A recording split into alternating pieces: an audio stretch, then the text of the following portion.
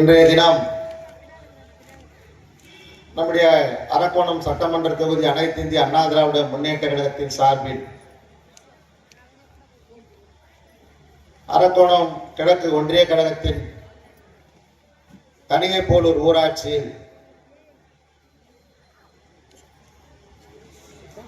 நம்முடைய இல்லமெல்லாம் நம் நெஞ்சமெல்லாம் குடிகொண்டு வாழ்ந்து கொண்டிருக்கக்கூடிய இதய தெய்வம் புரட்சி தலைவி அம்மானுடைய 77வது பிறந்தநாள் விழா. இந்த 77வது பிறந்தநாள் விழா மிக சிறப்போடும் எழுச்சியோடும் இன்றைக்கு கொண்டாடப்பட்டு வருகிறது. ஏற்பாடு செய்து இன்றைக்கு எழுச்சியோடு நடத்தி கொண்டிருக்கக்கூடிய அரக்கோணம் கிழக்கு ஒன்றிய கழகத்துடைய ஆற்றல் மிகுந்த செயலாளருக்கு என்னுடைய மனமார்ந்த பாராட்டுக்களின் நன்றியும் இந்த நேரத்திலே நான் தெரிவித்துக் கொள்ள கடமைப்பட்டிருக்கிறேன். ஏன் என்று சொன்னால் கடந்த காலங்கள் எல்லாம் கணிகைப்போலூரிலே நாம் பொதுக்கூட்டம் எல்லாம் பல நேரங்களிலே நடத்தியிருக்கிறோம். கணிகைப்போலூர் என்றாலே அனைத்து இந்திய அண்ணா திராவிட முன்னேற்றத்துடைய கோட்டை.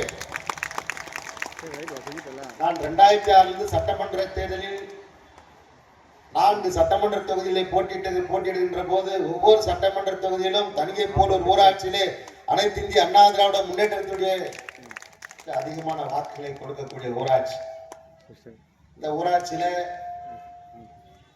நாம் இந்த கேட்டுக்கு அண்ணாண்ட பொதுக்கூட்டத்தை நடத்துவோம். ஆனால் இந்த பொதுக்கூட்டம் ஒரு சிறப்பாக அமைய வேண்டும். இங்கே சாலைகளில் செல்லக்கூடியவர்கள் எல்லாம் புரட்சி தலைவி அம்மானுடைய பிறந்தநாள் விழா பொதுக்கூட்டத்தை அவர்கள் பார்க்க வேண்டும், காண வேண்டும் என்ற அடிப்படையிலே நானும் ஒன்றிய செயலர்லாம் வந்தோம்.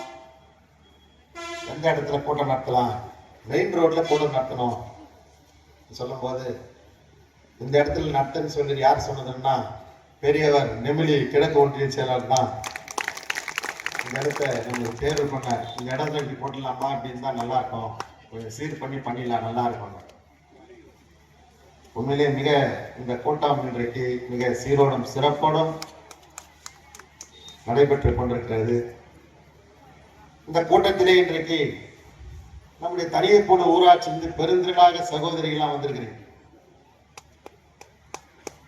அதுலயும் பாட்டிங்க நம்ம அதிகமாக்குறாங்க. சகோதரிகளாவோட எழுந்து போயிடுறாங்க. ஆனா பாட்டி மட்டும் நான் அப்பொழுது பாத்துக்கிறேன், எழுந்து போவாத அப்படியே உட்கார்ந்துட்டு இருக்கிறாங்க. என்ன காரணம்னா எம்ஜிஆர்களுக்கும் பாட்டிக்கும் இடையே ஒரு வேவ்ஸ் இருக்கு. எம்ஜிஆர்னாவே பாட்டிங்களுக்கு ரொம்ப பிரியம். ஒரு நாள் எம்ஜிஆர் ராமாவரம் தோட்டத்தில் இருக்கும்போது ஒரு பாட்டி ராமாவரம் தோட்டத்துக்கு போச்சான். போன பிறகு அங்க இருக்கிற உதவியாளர் கேட்டிருக்கிறார், என்ன பாட்டி வந்திருக்கிற? இல்ல என் மகன் எம்ஜிஆர் அவரு கட்சி தொடங்கி ரொம்ப கடங்காரன் ஆயிட்டுக்கிறாராம், ரொம்ப கஷ்டப்பட்டுக்கிறாருன்னு சொல்லி நான் பத்திரிகையில எல்லாம் படிச்சாங்க, அக்கம் பக்கத்துலாம் சொன்னாங்க. நான் சிறு சிறுவா சேர்த்து வச்சுக்கிற பணம் சிறுவாடைன்னு சொல்லுவாங்க. அந்த பாட்டிங்கெல்லாம் சிறுவாடை சேர்த்து வைப்பான். அந்த பணத்தை எடுத்துன்னு வந்துக்கிறேன், என் மகனுக்கு கொடுத்துட்டு போட்டு சொன்னான். உடனே புரட்சி தலைவர் எம்ஜிஆர் கிட்ட போய் இது மாதிரி ஒரு பாட்டி வந்திருக்குது, அது சேர்த்து வச்ச பணம் நீ ஏதோ கடன் பட்டுட்டு இருக்கிறேன்னு கேள்விப்பட்டுச்சான், அந்த பணத்தை கொடுத்துட்டு போலான்னு வந்திருக்குது நான் சொன்ன. புரட்சி தலைவர் எம்ஜிஆர் வீட்டில் இருந்து வெளியே அந்த பாட்டி அப்படியே கட்டி தழுவி, மகன் நான் கஷ்டப்பட்டாலும் பரவாயில்லை, நீ கஷ்டப்படக்கூடாது சொல்லி 2 கட்டு பணத்தை எடுத்து அந்த அம்மா மடியில வச்சு போயிட்டு வாங்க. அந்த அளவுக்கு நம்முடைய புரட்சி தலைவர் எம்ஜிஆருக்கும் பாட்டிகளுக்கும் வேவ்ஸ். அதான் இன்னைக்கு பாட்டியும் கூட அதிமுக ரெட்டலைக்கு ஓட்டு போறதுக்கு காரணமே புரட்சி தலைவர் எம்ஜிஆர். அதற்கு பின்னாடி சகோதரிகள் எல்லாம் இன்றைக்கு நான் பல கூட்டங்களை போய் பார்த்துருக்கிறேன். 7 மணிக்கு கலை நிகழ்ச்சி முடிஞ்ச உடனே கலை நிகழ்ச்சி மட்டும் பார்த்துனே இருப்பாங்க நம்ம சகோதரிகள்லாம். கலை நிகழ்ச்சி முடிஞ்ச உடனே ஒன் பை ஒன்னா போயிட்டே இருப்பான். போட்ட சேர்லாம் காலியாக போச்சு. அப்புறம் நான் ஒன்றியத்தை கேட்பேன், என்ன ஒன்றியம் எல்லாம் போயிட்டாங்க எழுந்து. ஆனால் நம்முடைய தனியை போன்ற ஊராட்சியில் இருக்கக்கூடிய சகோதரிகள் அனைவரும் யாரும் போகாத உட்கார்ந்து கொண்டிருக்கிறீர்கள் என்று சொன்னார். மனித புனிதர் மாணிக்க தலைவி, இதய தெய்வம், புரட்சி தலைவி அம்மா அவர்கள் ஒருவர் இல்லை என்று சொன்னால் நீங்களா எங்க சேர்ல வந்து உட்கார முடியுமா?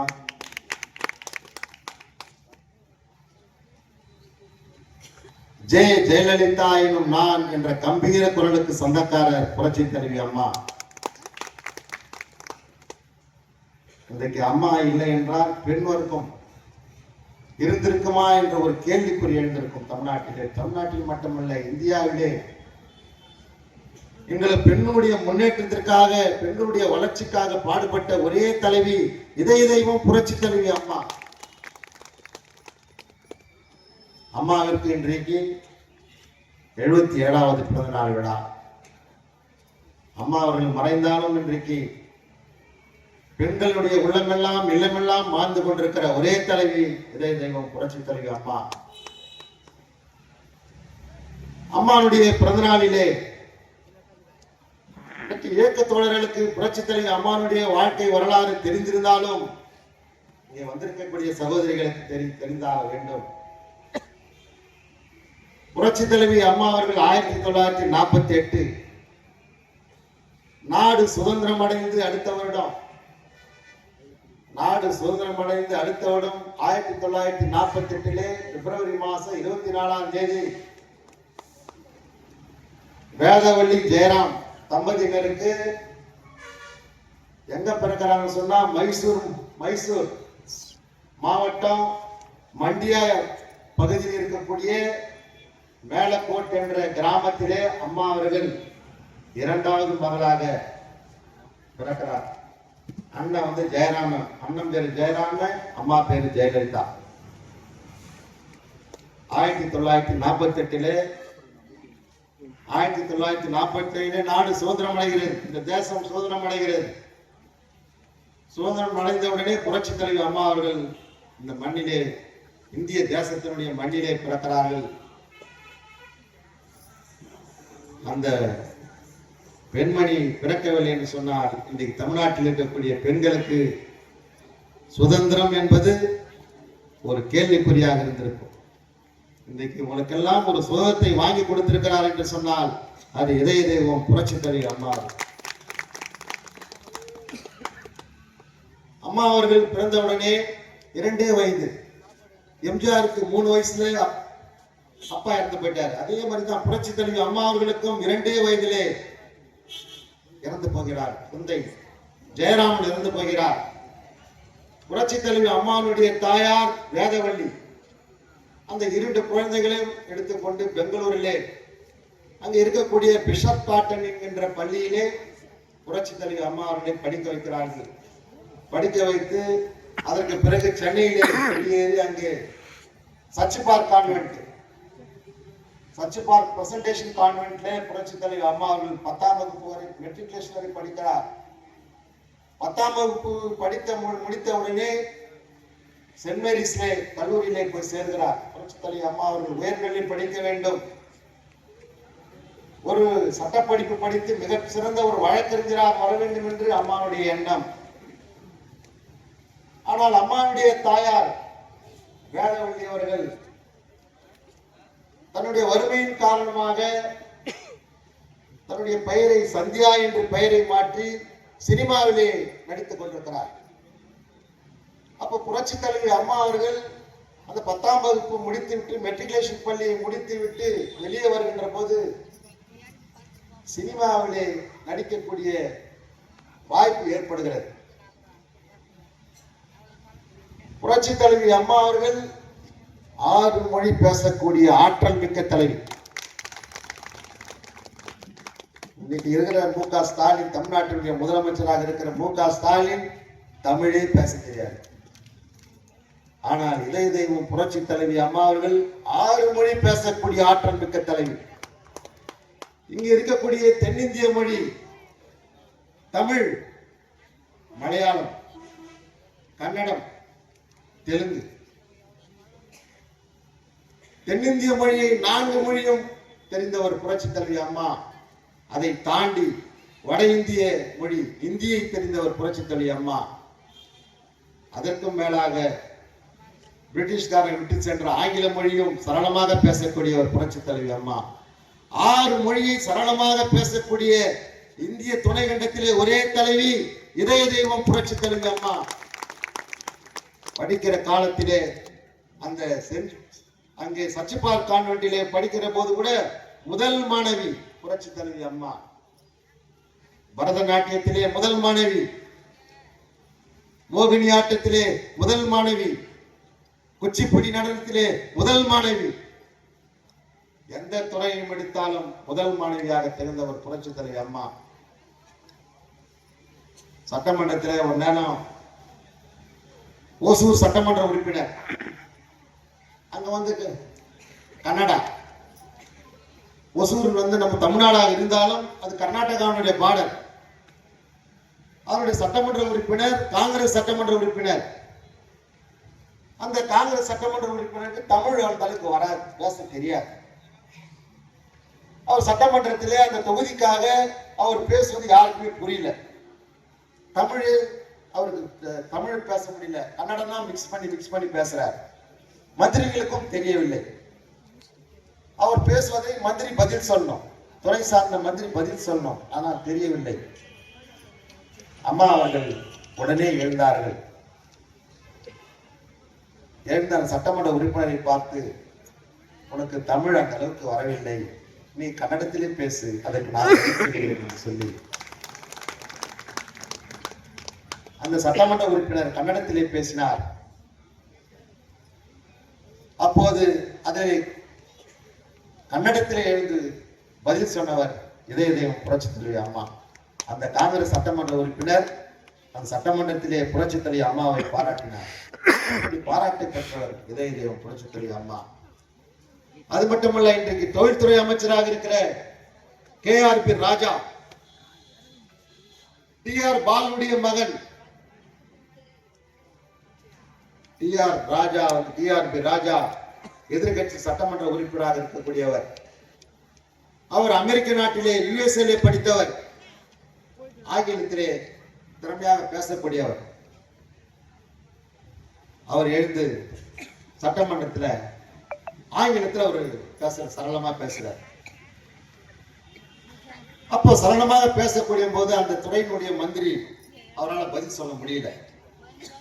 உடனடியாக புரட்சி தலைவி அம்மா அவர்கள் எழுந்து ஆங்கிலத்திலே சரளமாக பதில் சொன்னவர் இதய தெய்வம் புரட்சி தலைவி அம்மா.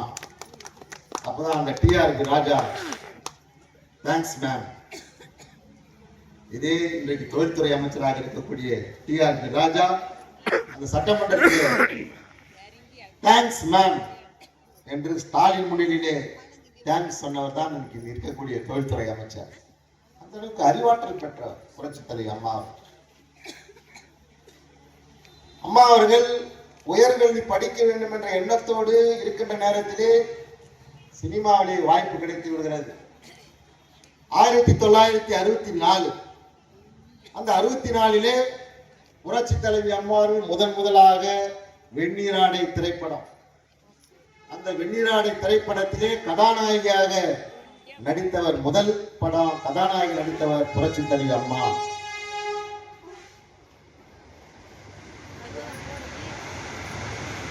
சினிமாவிலே அம்மா அவர்கள் முதல் படம் வெந்நீராடை படம் நடித்த பிறகு தொடர்ந்து இந்த தமிழக திரைப்படத்துறையிலே 140 திரைப்படத்திலே நடித்தவர் புரட்சி தலைவி அம்மா. 140 படம் நடிச்சாங்க அம்மா. அதிலே 28 படம் நம்முடைய மறைந்த மன்னிய புனிதர் மாணிக்க தலைவன் புரட்சி தலைவர் எம்ஜிஆரோடு புரட்சி தலைவி அம்மா நடிச்சாங்க. 28 படத்துல அம்மா அவர்கள் நடித்தார்கள். தமிழ், ஹிந்தி, மலையாளம், தெலுங்கு எல்லா படத்திலையும் அம்மா நடிச்சாங்க. திரைப்படத்துறையிலே 1972 கலைமாமணி பட்டம் பெற்றவர் புரட்சி தலைவி அம்மா. அதற்கு பிறகு 1980 ஏழை எளிய மக்களுக்காகவே எம்ஜிஆரால் உருவாக்கப்பட்ட அனைத்து இந்திய அண்ணா திராவிட முன்னேற்ற கழகம் புரட்சி தலைவர் எம்ஜிஆருடைய கொள்கையினுடைய ஈர்ப்பால் நான் அனைத்து இந்திய அண்ணா திராவிட முன்னேற்ற கழகத்திலே இணைந்து மக்களுக்காக நான் பணியாற்றுகிறேன் என்று சொல்லி அனைத்து இந்திய அண்ணா திராவிட முன்னேற்ற கழகத்திலே 1980 அம்மா அவர்கள் இணைந்தார்கள். அம்மா அவர்கள் தேசப்பற்று மிக்கவர்கள். இன்றைக்கு எத்தனையோ தலைவர்கள் இருக்கிறார்கள். ஒரு நடிகை பெண் முதலமைச்சராக வர முடியும் என்று ஒரு வரலாற்றை உருவாக்கியவர் நம்முடைய புரட்சி தலைவி அம்மா. புரட்சி தலைவி அம்மா அவர்கள் தேசப்பற்று மிக்கவர். நம்முடைய இந்தியாவுக்கும் சீனாவுக்கும் போர் நடைபெறுகிறது. அந்த போரிலே அங்கு இருக்கக்கூடிய இந்திய படை வீரர்களுக்கு நாம் உதவ வேண்டும் என்று பாரத பிரதமர் கோரிக்கை வைக்கின்ற போது புரட்சி தலைவி அம்மா அவர்கள் அணிந்த நகையெல்லாம் அந்த பாரத பிரதமரிடத்திலே ஒப்படைத்தவர் இதய தெய்வம் புரட்சி தலைவி அம்மா. மக்களுக்காக பணியாற்ற வேண்டும், பெண்ணுடைய வளர்ச்சிக்காக பணியாற்ற வேண்டும். ஆண் ஆதிக்கத்திலே பெண்கள் எல்லாம் இன்றைக்கு பாதிக்கப்பட்டுக் கொண்டிருக்கிறார்கள். ஆணுக்கு இணையாக பெண்கள் வர வேண்டும் என்று நினைத்தவர் இதய தெய்வம் புரட்சி தலைவி அம்மா. அம்மா அவர்கள் 1980 அனைத்து இந்திய அண்ணா திராவிட முன்னேற்ற கழகத்திலே தன்னை இணைத்துக் கொண்டவுடனே புரட்சி தலைவர் எம்ஜிஆர் அரசு பள்ளியிலே படிக்கக்கூடிய ஏழை குழந்தைகள் எல்லாம் பசிப்பிணியோடு படிக்கக்கூடாது, அவர்கள் பசியார உணவு கொடுக்க வேண்டும் என்று ஒரு மகத்தான திட்டம், சத்துணவு திட்டம். அந்த சத்துணவு திட்டத்தை கொண்டு வந்த போது அந்த சத்துணவு திட்டம் சிறப்பாக தமிழகத்திலே செயல்பட வேண்டும் என்று சொல்லி உயர்மட்ட குழு உறுப்பினராக சத்துணவு உயர்மட்ட குழு உறுப்பினராக புரட்சி தலைவி அம்மா அவர்களை முதன்முதலாக எம்ஜிஆர் அவர்கள் நியமித்தார்கள். சிறப்பாக அம்மா பண்ணாங்க. 1983 அனைத்து இந்திய அண்ணா திராவிட முன்னேற்றத்துடைய கொள்கை பரப்பு செயலாளராக புரட்சி தலைவி அம்மா அவர்களை நியமனம் செய்தார் புரட்சி தலைவர் எம்ஜிஆர். அது மட்டுமல்ல, அன்றைக்கு காலகட்டத்திலே மத்திய அரசிடமிருந்து இந்த மாநிலத்திற்கு தேவையான நிதியை பெற்றுத் தருவதற்கு ஒரு அறிவாற்றல் உள்ளவர்கள், இந்தி பேசக்கூடியவர்கள், ஆங்கிலம் பேசக்கூடியவர் யார் என்று பார்த்து அதற்கு தகுந்தவர் நம்முடைய இதய தெய்வம் புரட்சி தலைவி அம்மா தான் என்று சொல்லி மாநிலங்களை உறுப்பினராக்கி டெல்லிக்கு புரட்சி தலைவி அம்மா அவர்களை எம்ஜிஆர் அவர்கள் அனுப்பி வைத்தார்கள். அதில் என்ன ஒற்றுமை சொன்னா, பேருந்தர் பெருந்தகை அண்ணா அவர்கள் மாநிலங்களை உறுப்பினர். அங்கே டெல்லியிலே பாராளுமன்றத்திலே அமர்ந்த இடம் 185, இருக்கை நம்பர் 185. புரட்சி தலைவி அம்மா அவர்களும் அந்த 185 இருக்கையிலே அமர்ந்தார்கள். அப்போது பாரத பிரதமர் இந்திரா காந்தி இருக்கிற போது பாராளுமன்றத்திலே இதய தெய்வம் புரட்சி தலைவி அம்மா அவர்கள் பெண்ணுடைய பெருமைகளை பற்றி, பெண்களுடைய வளர்ச்சிகளை பற்றி பாராளுமன்றத்திலே பேசுகிற போது இந்திரா காந்தி அவர்கள் அம்மாவுடைய பேச்சாற்றலை உற்று கவனித்து இந்திரா காந்தியால் பாராட்டு பெற்றவர்தான் நம்முடைய இதய தெய்வம் புரட்சி தலைவி அம்மா. எந்த துறை எடுத்துக்கொண்டாலும் தனக்கென்ற ஒரு தனி முத்திரையை பதித்தவர் நம்முடைய புரட்சி தலைவி அம்மா. 1984 மாநிலங்களை உறுப்பினராக, அதே போல சட்டமன்ற தேர்தலிலே அனைத்து இந்திய அண்ணா திராவிட முன்னேற்ற கழகம் நம்முடைய புரட்சி தலைவர் எம்ஜிஆர் அவர்கள் நோய்வாய்ப்பட்டு அமெரிக்கா புருக்லின் மருத்துவமனையிலே இருக்கின்ற போது சட்டமன்ற தேர்தல், தமிழ்நாட்டுடைய சட்டமன்ற தேர்தல், அந்த சட்டமன்ற தேர்தலிலே தமிழ்நாடு முழுவதும் சூறாவளி சுற்றுப்பிரயாணம் செய்து ஒரு தலைவன் தமிழகத்திலே முகம் பார்க்காமல், முகத்தை காட்டாமல் முதலமைச்சரான ஒரே தலைவன் புரட்சி தலைவர் எம்ஜிஆர். அந்த வரலாற்றை உருவாக்கியவர் இதய தெய்வம் புரட்சி தலைவி அம்மா.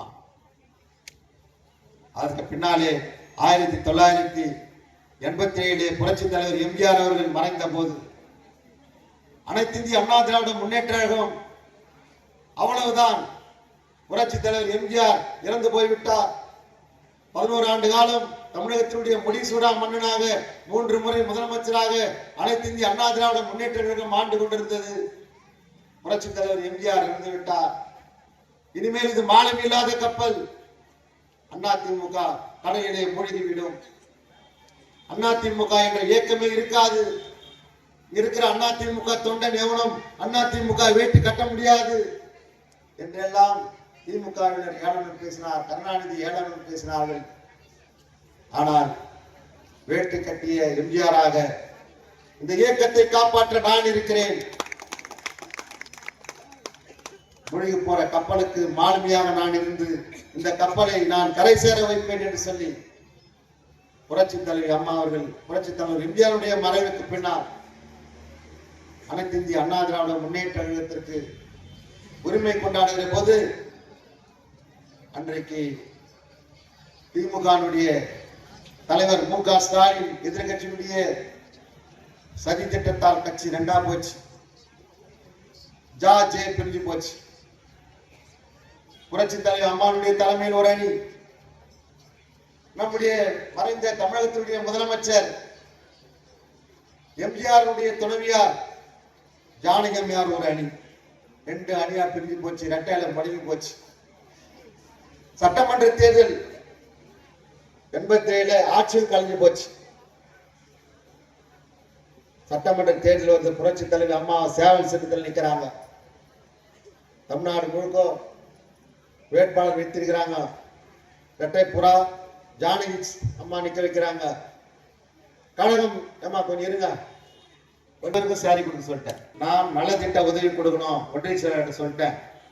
எத்தனை பேர் 1000 பேர் இல்ல 2000 பேர் வந்தாலும் உணவை நான் தருகிறேன். அதனால கொஞ்ச நேரம் நீங்க இல்ல. ஆகவே கழகம் 2ஆக உடைந்து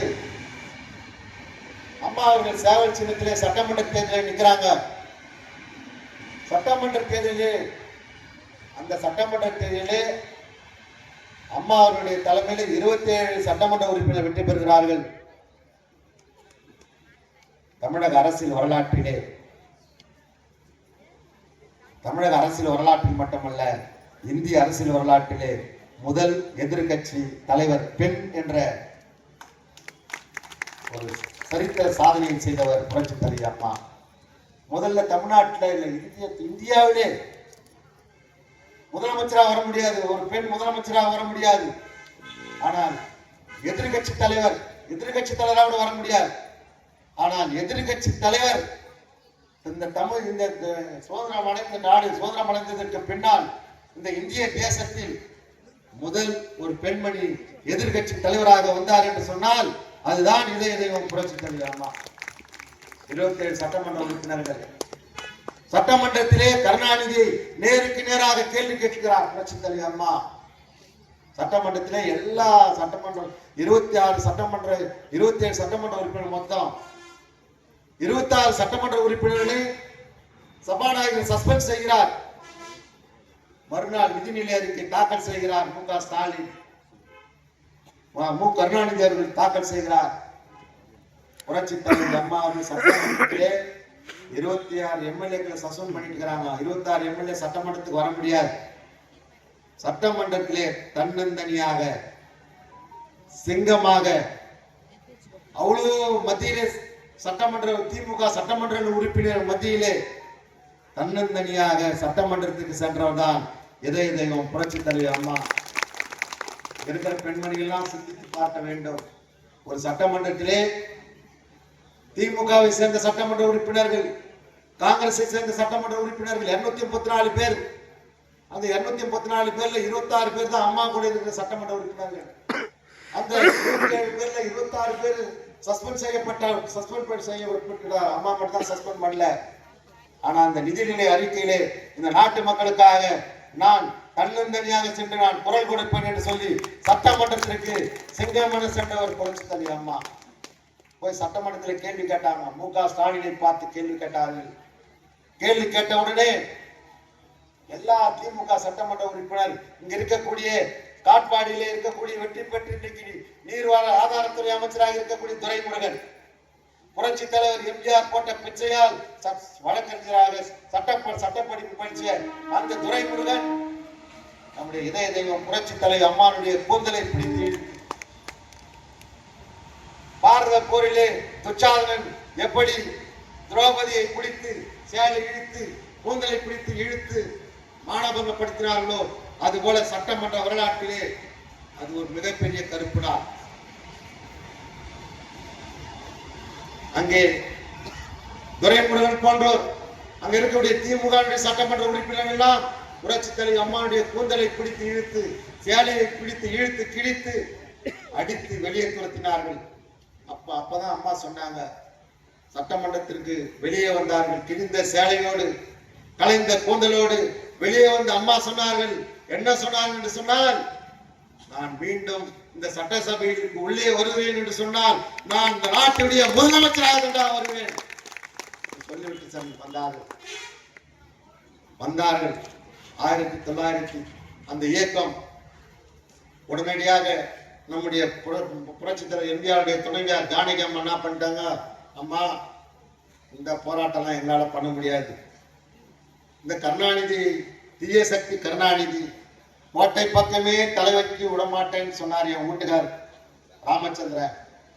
நம்ம 2 பேர் சண்டை போடுறதுனால அவன் கோட்டைக்குள்ள கோட்டாம் பூந்துச்சு, இனிமேல் உனக்கு நான் தடையா இல்லை, நீ தகுதியான ஆள், அவனை எதிர்க்கக்கூடிய தகுதி உனக்கு தான் இருக்குது, நான் விட்டுட்டு போறேன், கட்சி நீ நடத்துன்னு சொல்லி கட்சியை ஒன்று சேர்த்து மீண்டும் இரட்டலையை பெற்று 1997 சட்டமன்ற தேர்தலில் இதய தெய்வம் புரட்சி தலைவி அம்மா அவர்கள் தமிழ்நாட்டுடைய முதலமைச்சராக வந்தார்கள். முதலமைச்சராக வந்து இங்க இருக்கிற தாய்மார்கள் பெரியவர்களாம் நான் சொல்றேன், அம்மா அவர்கள் மிகப்பெரிய ஒரு திட்டம், பெண் வர்க்கத்தையே காப்பாற்றினார்கள் புரட்சி தலைவி அம்மா. அன்னைக்கு காலகட்டத்திலாம் பார்த்தீங்கன்னா பேப்பரை எடுத்து பார்த்தாவே என்ன வரும்னு சொன்னா, பெண் சிசு கொலை, பெண் சிசு கொலை, பெண் சிசு கொலை. ஒரு பொன் குழந்தை பிறந்துச்சு வச்சுக்கோ, அந்த கிராமத்துல என்ன பண்ணுவாங்க, அந்த குழந்தை தூக்கி போய் இந்த வயசான பாட்டி நச்சு பண்ண தலகு, அந்த ஊர்ல ஒரு பாட்டி இருக்கு, அது கொலகார பாட்டி, நீங்களாம் நல்ல பாட்டி மொத்த பேருக்கு. அந்த கொலகார பாட்டி மடியில போய் அந்த குழந்தை கழுத்துவாங்க, உடனே கள்ளிப்பாலை வாயில ஊற்றுவாங்க. கள்ளிப்பாலைன்னா நெல்ல பால்ல கலந்து ஊற்றுவாங்க, குழந்தை செத்து போயிடும். எப்ப பார்த்தாலும் சிசு கொலை, பெண் சிசு கொலை, பெண் சிசு கொலை. அம்மா அவர்கள் தமிழகத்துடைய முதலமைச்சராக ஆட்சி கட்டிலே அமர்ந்தார்கள். அமர்ந்த உடனே அதிகாரிகள்லாம் கூப்பிட்டாங்க, எங்க பார்த்தாலும் பெண் சிசு கொலை, பெண் சிசு கொலை, ஒரு பெண்ணாக பிறப்பது பாவமா என்று சொல்லி அம்மா ஒரு திட்டம் கொண்டு வந்தாங்க. உங்களால் அந்த பெண் குழந்தையை வளர்க்க முடியலையா, அதற்கு நானே தாயாகவும் தந்தையாகவும் இருந்து அந்த குழந்தையை காப்பாற்றிக் கொள்கிறேன், இதோ தொட்டில் குழந்தை திட்டம். அந்த தொட்டில் குழந்தை திட்டத்தை கொண்டு வந்து இன்றைக்கு கிட்டத்தட்ட 5000 குழந்தைகள், பெண் குழந்தைகள் அந்த தொட்டில் குழந்தை திட்டத்திலே போடப்பட்டு இன்னைக்கெல்லாம் கல்லூரி படித்துக் கொண்டிருக்கிறார்கள். அந்த பெண் சிசு கொலையை முற்றிலும் முடித்தவர் இதய தெய்வம் புரட்சி தலைவி அம்மா. இதுகளை நீங்க எந்த காலகட்டத்திலேயும் அம்மாவுக்கு நீங்க நன்றி கடனா இருக்கணும். அதனால்தான் அன்னை தெரசா நேராக சென்று போயஸ் தோட்டத்திற்கு சென்று புரட்சி தலைவி அம்மா அவர்களை பாராட்டினார்கள். கருணையின் வடிவாக திகழ்ந்தவர் அன்னை தெரசா. அன்னை தெரசாவே நேராக சென்று புரட்சி தலைவி அம்மாவை பாராட்டினார்கள். ஐநா சபை புரட்சி தலைவி அம்மா அவர்களை பாராட்டியது. அந்த திட்டம் தமிழகத்தில் மட்டுமல்ல, இந்தியாவில் மட்டும் உலகத்திலே அது போன்ற திட்டம் இல்லை. அந்த திட்டத்தை கொண்டு வந்து இன்றைக்கு பெண் வர்க்கத்தை காப்பாற்றியவர் இதய தெய்வம் புரட்சி தலைவி அம்மா. அப்புறம் இன்னொரு திட்டம் பண்ண, முதல்ல வந்து கல்யாணம் ஆன உடனே ஒரு பெண் குழந்தை பிறக்கும். உடனே மாமியார் சொல்லுவார், இவர் ராசி இல்லாத பொழுது முதலெத்த உடனே பொண்ணு பிறக்காங்க. சரி, பொண்ணு பிறந்து போச்சு, ரைட்டு. திருப்பி 2வது ஒரு பொண்ணு குழந்தை வந்துச்சு வச்சுக்கோ, கூட கணவன் சேர்ந்துக்கும். 2 பொம்பளை குழந்தை கத்துட்டாங்க, யாருக்கு வளர்க்கறது போடின்னு சொல்லிட்டு மாமியார் அம்மா வீட்டுக்கு கற்றுக்குவாங்க. அம்மா அவருக்கு பார்த்தாரு, ஓ இப்படி பண்றீங்களா நீங்க சொல்லி உடனடியாக 2 பெண் குழந்தை, ஒரு பெண் குழந்தை பிறந்து பெற்றோர் ஒருவர் இல்ல ஆணோ தாயோ தந்தையோ ஒருவர் கருத்தடை செய்து கொண்டால் ரூபாய் 50,000. இது போன்ற திட்டம் எந்த மாநிலத்திலும் கொண்டு வராத திட்டம். பெண் குழந்தைகளை பாதுகாப்பதற்காக கொண்டு வந்த திட்டம், அற்புதமான திட்டம். ஒரு பெண் குழந்தை பிறந்து பெற்றோரில் ஒருவர் கருத்தடை செய்து கொண்டால் இனிமேல் குழந்தையே வானாப்பா எனக்கு ஒரே ஒரு பொண்ணு போதும் ஒரு பெற்றோர் கருத்தடை செய்து கொண்டால் அவங்களுக்கு 50,000. 2 பெண் குழந்தைகள் பிறந்து பெற்றோரில் ஒருவர் கருத்தடை செய்து கொண்டால் 2 பெண் குழந்தைகளுக்கும் 2 பெண் குழந்தைய போதும் ஆணை வானா எனக்கு சொல்லி கருத்தடை செய்து கொண்டால் தலா 25,000. இது போன்ற திட்டம் தமிழ்நாட்டில் மட்டுமல்ல, இந்தியாவில் மட்டுமல்ல, உலகத்தில் மட்டும் எங்கேயுமே இல்லாத திட்டத்தை எல்லாம் கொண்டு வந்து இன்னைக்கு பெண் வர்க்கத்தை காப்பாற்றுகிற புரட்சித் தலைவி அம்மா எவ்வளவு திட்டங்கள் கொடுத்தாங்க ஏழை எளிய மக்களுக்கு. இன்றைக்கு ஒரே ஒரு திட்டம் என்னவென்று சொன்னால், இன்றைக்கு நகர்ப்புறத்தில் இருக்கக்கூடிய சாலை ஓரத்தில் இருக்கக்கூடிய தொழிலாளர் தோழர்கள் ஒருவேளை பற்றி உடுக்க உடை இதை 3 வழங்கியவர்கள் தான் இதய தெய்வம் புரட்சித் தலைவர் எம்ஜிஆர், இதய தெய்வம் புரட்சித் தலைவி அம்மா, கழகத்துடைய பொதுச் செயலாளர் எடப்பாடியார். ஆக இதெல்லாம் ஏன் சொல்கிறேன், புரட்சித் தலைவி அம்மானுடைய பெருமைகளை நீங்கள் எல்லாம் தெரிந்து கொள்ள வேண்டும் என்பதற்காக தான் புரட்சித் தலைவி அம்மா அவர்களை பல திட்டங்கள் அம்மா சொல்லிட்டார். ஆகவே அம்மா அவர்கள் நம்ம டிசம்பர் 5 அம்மா அவர்கள் இறந்து போகிறார்கள். 14 வருஷம் அம்மா அவர்களுக்கு நாட்டினுடைய முதலமைச்சராக இருந்து ஒரு ஆளுகிற இயக்கம் மீண்டும் ஆட்சிக்கு கொண்டு வந்தது 32 ஆண்டுகளுக்கு பிறகு.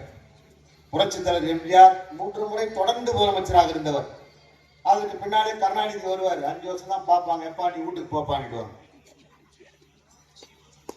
நீ ஆண்டது போதும், மக்கள் மாண்டது போதும் போங்க.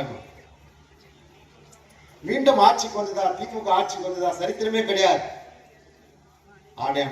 2011 சட்டமன்ற தேர்தலிலே புரட்சித் தலைவி அம்மா அவர்கள் 54 தேர்தல் வாக்குறுதியை கொடுத்து 54 தேர்தல் வாக்குறுதியை நிறைவேற்றிய காரணத்தினால் 2016 மீண்டும் இதய தெய்வம் புரட்சித் தலைவி அம்மா அவர்கள் ஆட்சிக்கு வந்தார்கள். ஆளுகிற கட்சியை மீண்டும் ஆட்சிக்கு வந்த பெருமை இதய தெய்வம் புரட்சித் தலைவி அம்மா அவர்களை சாரும். அற்புதமான திட்டங்களை எல்லாம் கொடுத்துவிட்டு நம்மை விட்டு மறைந்தாலும் இன்றைக்கு பெண்களுடைய உள்ளங்கள் எல்லாம் இல்லங்கள் எல்லாம் இன்றைக்கு குடிகொண்டு வாழ்ந்து ஒரே தலைவி இதய தெய்வம் புரட்சித் தலைவி அம்மா. அம்மாவுடைய மறைவுக்கு பின்னால், இருவரும் தலைவருடைய மறைவுக்கு பின்னால் அம்மா அவர்கள் விட்டு சென்ற 1.5 கோடி தொழில் கொண்ட இயக்கத்தை இன்றைக்கு 2 கோடி தொழில் கொண்ட இயக்கமாக நம்ம எல்லாம் வழிநடத்தி செல்கின்ற ஆற்றல் மிகுந்த கழகத்துடைய பொதுச் செயலாளர். 4.5 ஆண்டு காலம் இந்த தமிழகத்திலே நல்லாட்சி செய்தவர். குடிமராமத்து திட்டம் இருக்கக்கூடிய தாய்மார்கள் பெரியோர்களெல்லாம் தெரிந்து கொள்ள வேண்டும். இது ஊராட்சி பகுதி. இந்த ஊராட்சி பகுதியிலே விவசாயத்தை நம்பியிருக்கக்கூடிய மக்கள், விவசாயிகளை பற்றி நினைத்த முதலமைச்சர் யார் சொன்னா அண்ணன் எடப்பாடியார். 2 முறை விவசாய கடன்களை 12,110 கோடி தள்ளுபடி செய்தவர் எடப்பாடியார். அசோகர் காலத்திலே நாம் கேள்விப்பட்டிருக்கிறோம், ஏரி குளங்களை எல்லாம் தூர்வாரினார்கள் என்று கேள்விப்பட்டிருக்கிறோம். ஆனால் வரலாற்றிலே கேள்விப்பட்டிருக்கிறோம். ஆனால் இன்றைக்கு அதை நிகழ்த்தி காட்டியவர் புரட்சித் தலைவர் எம்ஜிஆர். 5586 ஏரி குளங்களை தமிழ்நாட்டில் இருக்கக்கூடிய ஏரி குளங்கள் எல்லாம் தூர்வாரி இன்றைக்கு பருவமழை பெய்த காரணத்தினால் நீர் நிரம்பி இன்றைக்கு விவசாயம் செழித்திருக்கிறது, விவசாயிகள் செழித்திருக்கிறது என்று சொன்னால் அண்ணன் எடப்பாடியார் பல்வேறு திட்டங்களை கொண்டு வந்த ஒரே வருடத்திலே 11 மருத்துவக் கல்லூரியை கொண்டு வந்து சாதனை படைத்தவர் நம்முடைய எடப்பாடியார். ஆனா இன்னைக்கு தமிழ்நாட்டில் பொய்யான வாக்குறுதி கொடுத்துட்டு ஆட்சிக்கு வந்த மு.க. ஸ்டாலின் ஒரு பெரிய ஜோக்கு சொல்றாரு. 2025 ஜோக் என்ன சொல்றாரா, இங்க இருக்கிறவங்க ஒரு அப்பான்னு யாரு எல்லாம் புரட்சி தலைவி அம்மா தமிழ்நாட்டு மக்கள் 8 கோடி தமிழக மக்கள், நான் இன்க்ளூடிங் திமுக சொல்றேன், எல்லாம் அம்மா தான் சொன்னான். வாயில அம்மா தான் வாயில வரும். இவரை போய் அப்பான்றாங்க. மு.க. ஸ்டாலின் பெருமையா சொல்றாரு, என்ன எல்லாரும் இளைஞர்கள்லாம் தமிழ்நாட்டு மக்கள்லாம் என்ன அப்பா அப்பா அப்பா என்று அழைக்கும் போது நான் ரொம்ப மகிழ்ச்சி அடைகிறேன்.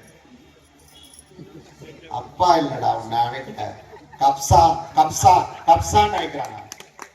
உன்னையும் உன்னுடைய மகன் உதயநிதி ஸ்டாலினையும் அப்பான்னு அழைக்கல, கப்சா. இன்னைக்கு கப்சா விடுறதுல கை தேர்ந்தவர் மு.க. ஸ்டாலின். எல்லாம் கப்சா தான். போய் மு.க. ஸ்டாலின் கேட்கிறாங்க, அவர் எதிர்கட்சி தலைவராகிறாரு, நீங்கள் உங்களுடைய தந்தை கருணாநிதியுடைய மறைவுக்கு பின்னால் அந்த கட்சியினுடைய தலைவர் ஆயிட்டீங்க, நீங்க இளைஞரணி செயலாளர் ஆகிறீங்க, 65 வயசாகி போச்சு, இளைஞரணி செயலாளர் ஆகிறீங்க, ஒன்னும் இளைஞராக செயலாளர். உங்களுக்கு பிறகு உங்கள் மகன் வருவானா இளைஞரணி செயலாளர்னு கேட்கிறாங்க. அதுக்கு என்ன சொல்றாரு தெரியுமா? நிச்சயமாக உறுதியாக சொல்கிறேன், என்னை தவிர என் குடும்பத்தில் என் மகனோ என் மகளோ என்னுடைய மருமகனோ யாரும் அரசியலுக்கு வரமாட்டார்கள். யார் சொன்னது? மு.க. ஸ்டாலின். 2 மாசம் கூட ஆகும். அந்த மாநில இளைஞரணி செயலாளர் அவர்கிட்டே இருக்குது, தலைவராக அவர் இருக்கிறாரு, இளைஞரணி தலைவர் இளைஞரணி செயலர் கொடுக்கணுமே. உடனே பத்திரிகைலாம் போய் அவருடைய மகன் உதயநிதி ஸ்டாலினை பார்த்து கேட்குறாங்க, என்னப்பா உங்க அப்பா வந்து இளைஞரணி செயலர் கொடுக்க போறாரா? சினிமாவில் நடிக்கிறீங்களே, நீங்க அரசியலுக்கு ஏதாவது வர போறீங்களான்னு கேட்டா, அது போன்ற எண்ணமே எனக்கு இல்லை, நான் அரசியலுக்கு வரமாட்டேன். கட்சியில எவ்வளவு பேர் இருக்கிறாங்க, இளைஞர்கள்லாம் இருக்கிறாங்க, அவங்களுக்கு வாய்ப்பு தருவாரு எங்க அப்பா. அட அப்பா! உடனே மறு மாசமே இளைஞரணி செய்யறாங்க. உடனே பத்திரிகைலாம் போய் கேட்கறாங்க, இளைஞரணி செயலர் ஆயிட்டீங்க, நீங்க சட்டமன்ற தேர்தல் நிற்பீங்களா? ஒரு சட்டமன்ற தேர்தல் சட்டமன்ற தேர்தல் நான் நிற்க மாட்டேன். எவ்வளவோ கட்சியில வாய்ச்சுங்களாங்கிறாங்க, அவருக்கு வாய்ப்பு கொடுப்பாரு எங்க அப்பா.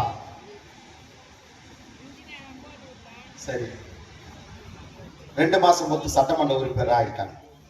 சட்டமன்ற உறுப்பினர் ஆகிட்டு போய் கேட்கறாங்க, அடுத்தது உங்க அப்பா அமைச்சராக போறாரா? இல்ல, பெரியவங்க மூத்தவங்களாங்கிறாங்க, அவங்க தான் அமைச்சராக, நான் வந்து தொகுதி மக்களுக்கு பணியாற்ற போறேன். அடப்பா, கொடுக்க போறது உங்க ஒப்பம் தானடா சொன்னாங்க. உடனே பத்திரிகைலாம் வந்துட்டாங்க. உடனே அவர் விளையாட்டுத்துறை அமைச்சராக கொடுத்துட்டாங்க. உடனே விளையாட்டுத்துறை அமைச்சராக வந்த பிறகு, உங்க அப்பனால முடியல, திறமை இல்லை, திராணி இல்லை, நிர்வாக திறமை இல்லை, எல்லாம் பேசிக்கிறாங்க, நீ துணை முதலமைச்சராக போறியான்னு கேட்கிறாங்க. அப்ப சொல்றாரு மு.க. ஸ்டாலின் கூட கேட்கிறாங்க, இன்னும் பழம் கனியில. உதயநிதி ஸ்டாலின் எப்போ அது யாரு கேட்டா தெரியும், உங்களுக்கு தெரியும். உடனே துணை முதலமைச்சர். இப்படி கப்சா விட்டுக்கிற குடும்பம் நீங்க, உங்களை போய் அப்பா அப்பான்றான்.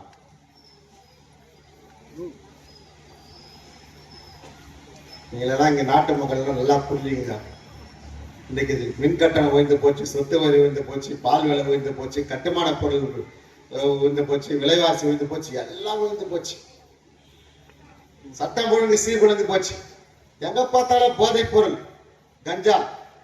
அது மட்டுமல்ல, 6 வயது சிறுமி முதல் 60 வயது மூதாட்டி வரை பாலியல் பலாத்காரம், தினந்தோறும் கொலை கொள்ளை, வேலிய பயிர் மேல்.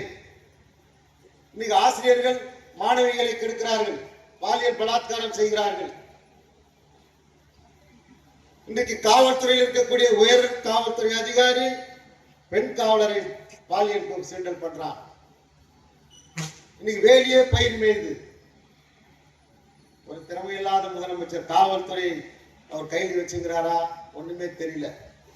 கேட்டா இரும்பு கரம் கொண்டு அடக்குன்றாரு. அந்த கரம் இரும்பு கரமா துருப்பிடிச்சு போச்சு தெரியல. இன்னைக்கு தமிழ்நாடு நம்முடைய புரட்சித் தலைவர் புரட்சி அம்மா காலத்திலும் அண்ணன் எடப்பாடியார் காலத்திலும் அமைதி காடாக இருந்தது. இன்றைக்கு அமளிக்காடாக மாறிவிட்டது.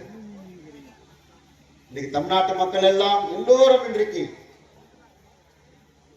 அடித்தளத்த மக்கள் இருந்து இன்னைக்கு அரசு ஊழியர் வரை அடுத்த தமிழகத்தினுடைய முதலமைச்சர் அண்ணன் எடப்பாடியார் தான் வரணும். மக்கள் தீர்க்கமாக முடிவெடுத்திருக்கிறார்கள். எடப்பாடியார் வந்தாதான் தமிழ்நாட்டு மக்களை காப்பாற்ற முடியும், விவசாயிகளை காப்பாற்ற முடியும், நெசவாளர்களை காப்பாற்ற முடியும். எனக்கு முன்னாலே ஒன்றிய செயலாளர் பிரகாஷ் அவர்கள் சொன்னார், இன்றைக்கு கன்னியாகுமரிக்கு திருப்பதி செல்கிற சாலை, கனரக வழித்தட சாலை நீண்ட நாள் நிலுவையில் இருந்தது. அந்த சாலை போடாமல் இருந்தது. நான் எடப்பாடியார் கிட்ட போய் கேட்டேன், எங்க தொகுதியிலே போக்குவரத்து இல்லை, மிகப்பெரிய போக்குவரத்து சாலை இருந்தால்தான் தொழிற்சாலைகள் வரும், இளைஞர்களுக்கு வேலை வாய்ப்பு கிடைக்கும். எங்க தொகுதியில் கூடிய இளைஞர்கள் எல்லாம் சென்னையை நோக்கி சென்று கொண்டிருக்கிறார்கள். ஆகவே இந்த நீண்ட நாள் சாலை திட்டத்தை எனக்கு நிறைவேற்றி கொடுங்கள் என்று எடப்பாடியாரிடத்தில் கேட்டவுடனே அதிகாரிகளை அழைத்து அந்த சாலைக்கு எவ்வளவு தேவைப்படுது என்று கேட்கிற போது அதிகாரிகள் சொன்னார்கள் 350 கோடி தேவைப்படுகிறது என்று சொன்னார்கள். 350 கோடியை தருகிறேன், அந்த சாலை பணியை நிறைவேற்றுங்கள் என்று சொன்னவர் எடப்பாடியார். அந்த சாலை திட்டம் முழுமை அடைந்தது என்று சொன்னால் இன்றைக்கு இந்த அரக்கோணம் நகரத்தினுடைய அரக்கோணம் தொகுதியுடைய வளர்ச்சி, இன்றைக்கு இந்த பகுதியிலே என்னுடைய நம்ம ஒன்றிய செயலாளர்கிட்ட சொன்னேன், போன வாரம் வந்து ஒன்று உட்கார்ந்து சொன்னோம், இடத்தெல்லாம் வந்து 20,000 30,000 சென்ட் போனதெல்லாம் இன்னைக்கு 3 லட்சம்ன்றாங்க, 4 லட்சம்ன்றாங்க, கோடிக்கணக்கில் போயிட்டு இருக்குது. கோட்டீஸ்வரர்கள் ஆக்கியது எடப்பாடியார். ஆகவே நீங்கள் எல்லாம் சிந்தித்து பார்க்க வேண்டும். என்றைக்கும் நீங்கள் நம்ம நம்ம கடிதக்கூட பொறுத்த வரைக்கும் அதிமுக கோட்டை, நீங்க எல்லாரும் அதிமுக தான் நீங்க அதிகமாக வாக்கு ஓட்டு போடுங்க, அது எதுவான மாற்று கருத்தும் இல்லை. வெகு விரைவிலே உங்களுக்கு இங்க தனிமை போலருக்கு மேம்பாலம் வர இருக்கிறது என்ற ஒரு நல்ல செய்தியும், ரயில்வே மேம்பாலம் அதற்கான பணிகள் நடந்து கொண்டிருக்கிறது. வெகு விரைவிலே உங்களுக்கு மேம்பாலம் இங்கே கட்டித்தரப்படும் என்ற ஒரு நல்ல செய்தி உங்களுக்கு தருகின்றோம். இன்றைக்கு பொய்யான வாக்குறுதிகளை கொடுத்து விட்டு 520 தேர்தல் வாக்குறுதிகள் கொடுத்து விட்டு ஆட்சிக்கு வந்த மு.க. ஸ்டாலின் எந்த வாக்குறுதியும் நிறைவேற்றாமல் இன்றைக்கு மக்கள் எல்லாம் இன்றைக்கு கஷ்டப்பட்டுக் கொண்டிருக்கிறார்கள். ஆனால் புரட்சி தலைவர் அம்மானுடைய நல்ல திட்டங்களை எல்லாம் இன்றைக்கு நிறுத்தியிருக்கிறார்கள். அந்த நல்ல திட்டங்கள் எல்லாம் தொடர வேண்டும். மு.க. ஸ்டாலினுடைய காட்டு தர்பாருடைய ஆட்சியை நீங்கள் விரட்டடிக்க வேண்டும். 2026 சட்டமன்ற தேர்தலில் அனைத்து இந்திய அண்ணா திராவிட முன்னேற்ற கழகத்திற்கு நீங்கள் அதிகமான வாக்குகளை தந்து அண்ணன் எடப்பாடியாரை தமிழ்நாட்டுடைய ஆட்சி கட்டிலே நீங்கள் அமர வைக்க வேண்டும் என்று இந்த நேரத்திலே தெரிவித்துக் கொண்டு, இன்னைக்கு அமாவாசை, மகா சிவராத்திரி, எங்கு பார்த்தாலும் மயான கொள்ள, அப்படி இருந்தும் கூட இந்த இயக்கம்தான் எங்களுக்கு பெரிது, இந்த இயக்க பணியை விட எங்களுக்கு எந்த பணியும் எங்களுக்கு சிறந்தது இல்லை என்று சொல்லி இன்றைக்கு இந்த பொதுக்கூட்டத்திற்கு வருகை தந்திருக்கக்கூடிய கழகத்தினுடைய தோழர் அனைவருக்கும் என்னுடைய பாராட்டு. ஏனென்று சொன்னால் அரக்கோணம் சட்டமன்ற தொகுதியை பொறுத்தவரை அனைத்து இந்திய அண்ணா திராவிட முன்னேற்றத்துடைய கோட்டை. சென்னையிலிருந்து நம்ம வரோம், சென்னையிலிருந்து சென்னை, திருவள்ளூர், காஞ்சிபுரத்தை தாண்டி வந்தாதான் சட்டமன்ற உறுப்பினர் அதிமுக சட்டமன்ற உறுப்பினர் வெற்றி பெற்று 3வது முறையாக வெற்றி பெற செய்தவர்கள் நீங்கள். போர்க்களத்திலே எப்படி படை வீரன் தன் மார்பை காட்டி நின்று அந்த போர்க்களத்திலே வெற்றி பெறுகிறானோ அதற்கு ஈடாக எடுக்கக்கூடியவர்கள் தான் நம்முடைய அரக்கோணம் தொகுதியில் இருக்கக்கூடிய கழகத்துடைய நிர்வாகிகள், தொண்டர்கள். நீங்கள் இருக்கின்றவரை அண்ணா நம்முடைய அரக்கோணம் சட்டமன்ற தொகுதியில் அண்ணா திமுகவை எந்த கொம்பாதி கொம்பன் வந்தாலும் ஆட்டியோ அசைக்கோ பார்க்க முடியாது. அந்த மயான கொள்ளையில பார்த்தேன், மு.க. ஸ்டாலினுடைய படம் போட்டு 234க்கு 234 போட்டுச்சுக்கிறான். 234க்கு 234 முதல் 2 பாரு, அந்த 2 கூட நீங்க வரப்போட்டல. 234 தொகுதியும் அனைத்து இந்திய அண்ணா திராவிட முன்னேற்ற கழகம் அதற்கான வெற்றி பெறும். தமிழ்நாட்டு மக்கள் ஒன்று திரண்டிருக்கிறார்கள். தமிழ்நாட்டிலே ஆட்சி கட்டிலே எடப்பாடியாக தமிழ்நாட்டுடைய முதலமைச்சராக வேண்டும் என்று முடிவெடுத்திருக்கிறார்கள். ஆகவே அரக்கோணம் சட்டமன்ற தொகுதியிலே இருக்கக்கூடிய நம்முடைய கழகத்தினுடைய நிர்வாகி தொண்டர்கள் இனி வரும் காலங்களில் 2026 அரக்கோணம் சட்டமன்ற தொகுதி ஜெயிச்சு கொடுத்துருங்க. அதுல எந்த மாற்று கருத்து இல்லை. ஆனால் தமிழகத்திலே அண்ணன் எடப்பாடியார் தமிழ்நாட்டுடைய முதலமைச்சராக வர வேண்டும். அதற்கு நாம் கண் துஞ்சாமல் பணியாற்ற வேண்டும். எந்த பணியாக இருந்தாலும் கட்சி பணிதான் முதல் பணியாக எண்ணுகிற அரக்கோணம் சட்டமன்ற தொகுதி கழக நிர்வாகிகளுக்கும் தொண்டர்களுக்கும் பெருந்திரளாக இவ்வளவு நேரம் கிட்டத்தட்ட 1 மணி நேரம் பேசுறது போடுது. 1 மணி நேரமும் பாட்டி பாரு எவ்வளவு எல்லாம் பாட்டிக்கு போவே இல்லை. நான் சொன்ன மாதிரி ஒரு பாட்டி கூட எழுந்து போல.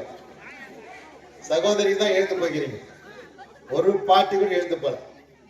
ஆகவே பாட்டிகளுக்கு என்னுடைய மனமார்ந்த நன்றியை தெரிவித்துக்கிறோம். ஃபர்ஸ்ட் 2வது என்னுடைய சகோதரிகளுக்கும் இருந்து இந்த பொதுக்கூட்டத்தை இவ்வளவு நேரம் புரட்சித் தலைவர் அம்மாவுடைய புகழ், புரட்சித் தலைவர் அம்மாவுடைய வரலாற்றை எல்லாம் கேட்டு அமைதியாக கேட்டுக்கொண்டிருந்த சகோதரிகளுக்கும் என்னுடைய மனமார்ந்த நன்றியை தெரிவித்துக் கொள்கின்றேன்.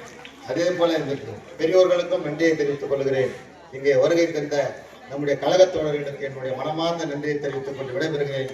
மகளிரை சார்ந்த சகோதரிகளுக்கும் என்னுடைய மனமார்ந்த நன்றியை தெரிவித்துக் கொண்டு மேடையிலே அமர்ந்து இவ்வளவு நேரம் பொறுமை காத்து அமர்ந்திருந்த நம்முடைய கழகத்தினுடைய நிர்வாகிகளுக்கும் எங்களுடைய முன்னாள் சட்டப்பேரவை உறுப்பினர் அவர் ஒரு 5 நிமிஷம் விட்டுக்கலாம். அவர் சோழிங்க சட்டமன்ற தொகுதியில 1ஆம் தேதி நடைபெற இருக்கக்கூடிய கூட்டத்தில் அவர் எவ்வளவு நேரம் பேசணும். ஆகவே அவருக்கும் என்னுடைய நன்றியை தெரிவித்துக் கொண்டு இந்த சிறப்பான கூட்டம், இது போன்ற கூட்டம் தொடர்ந்து இனி வரும் காலங்களிலே நம்முடைய ராணிப்பேட்டை கிழக்கு மாவட்டத்தில் எந்த பொதுக்கூட்டமாக இருந்தாலும் ஆர்ப்பாட்டமாக இருந்தாலும் இது போல பெருந்திரளாக கழகத்தோழர்களும் பொதுமக்களும் கலந்து கொள்ள வேண்டும். இந்த சிறப்பாக எழுச்சியாக இன்றைக்கு ஏற்பாடு செய்து நடத்தி ஒரு சாதனை படைத்த நம்முடைய அரக்கோணம் கிழக்கு ஒன்றிய கழகத்துடைய செயலாளர் ஆரோக்கிய சகோதரர் பிரகாஷ் அவர்களுக்கு என்னுடைய மனமார்ந்த நன்றியை தெரிவித்துக் கொண்டு அடுத்த உள்ளாட்சி மன்ற தேர்தலில் வந்தா தயவு செய்து ஓட்டு போட்டு இவர் ஒரு கவுன்சிலர் ஆக்குங்க. ஏன்னா உங்களுக்காக உங்களில் ஒருவனாக இருக்கக்கூடியவர், உங்களுக்காக ஓடோடி உழைக்கக்கூடியவர், தினந்தோறும் இந்த நாட்டு இந்த தொகுதி மகந்த ஒன்றிய மக்களுக்காக உள்ளாட்சி மக்களுக்காக என்னிடத்துல ஒருவர் இதை செய்யணும் அதை செய்யணும் இதை சொன்னோம் அதை பண்ணணும் அவ்வளவு மக்கள் பணியாற்றக்கூடியவர். இவருக்கெல்லாம் ஒரு வாய்ப்பு கொடுங்க. அண்ணா எப்படி குள்ளமா இருப்பாரோ அது மாதிரி தான் இவரும் குள்ளமாகிறாரு. அண்ணா எப்படி பேசுவாரோ அதே மாதிரி தான் இவரும் பேசுவாரு. அண்ணாவை போல் நினைத்து வரும் உள்ளாட்சி மன்ற தேர்தலில் அவருக்கு ஒரு வாய்ப்பை, நல்லதொரு வாய்ப்பை நீங்கள் எல்லாம் வழங்க வேண்டும் என்று கேட்டுக்கொண்டு வாய்ப்புக்கு நன்றி விடைபெறுகிறேன். நன்றி, வணக்கம். 1000 ரூபாய் அவர்களுக்கு உதவித்தொகை. நகரண்ணா நான் கொஞ்சம் பின்னாடி செல்வம்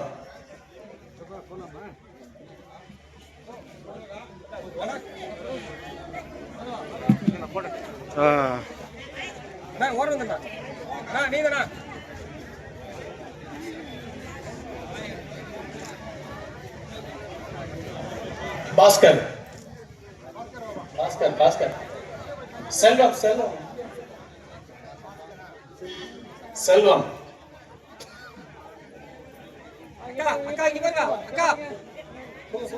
செல்வம் செல்வம் அவர்களுக்கு 1000 ரூபாய். அடுத்து பாஸ்கர்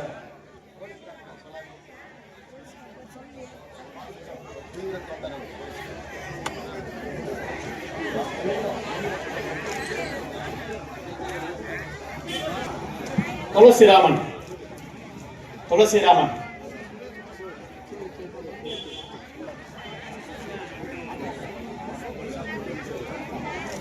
துளசிராமன்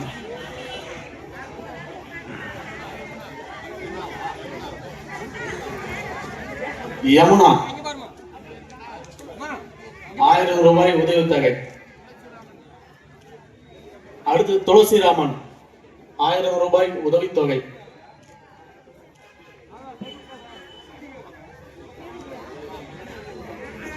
மகளிர் அணி துணைச் செயலாளர்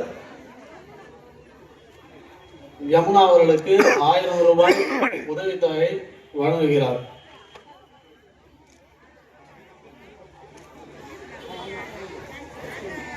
அடுத்து வர்ஷினி அவர்களுக்கு மகளிர் அணி துணைச் செயலாளர் 1000 ரூபாய் உதவித்தொகை வழங்குகிறார்.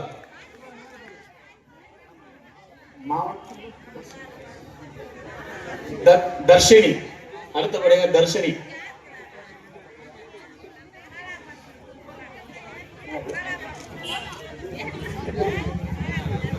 திவ்யா பிரியா.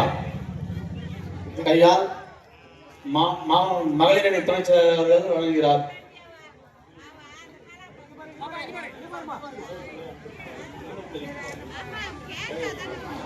மகளிரணி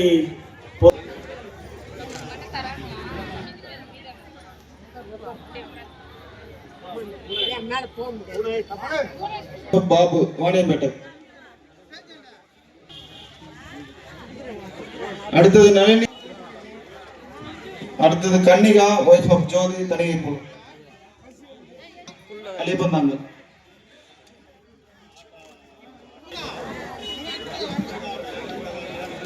அடுத்தது ராதா ஒய்ஃப்